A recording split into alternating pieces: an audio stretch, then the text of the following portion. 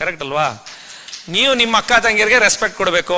ಅವಳೆಲ್ಲೋ ಒಂದ್ ಕಡೆ ಡ್ರಾಪ್ ಮಾಡ್ತೀನಿ ಅಂತ ಕೇಳಿದಾಗ ಡ್ರಾಪ್ ಮಾಡ್ಬೇಕಪ್ಪ, ನೀನು ಹೋಗ್ಬೇಕು. ನೈಟ್ ಪಿಕಪ್ ಮಾಡಕ್ ಇಲ್ಲ, ಅದ್ಬಿಟ್ಟು ಬರ ಹೆಂಗಾದ್ರು ಬಾ, ನೀ ಬಂದಿದ್ಯಾ, ನನ್ ಕೇಳಿ ಕೇಳಿ ಹೋಗಿದ್ಯಾ ನೀನು?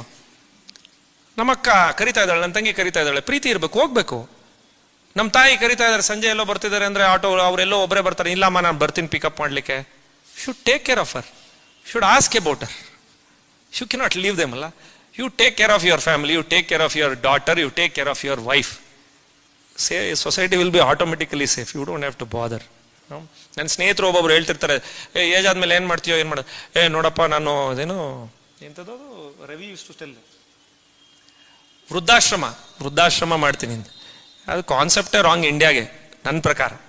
ವೃದ್ಧಾಶ್ರಮ ಯಾಕೆ ಮಾಡಬೇಕು?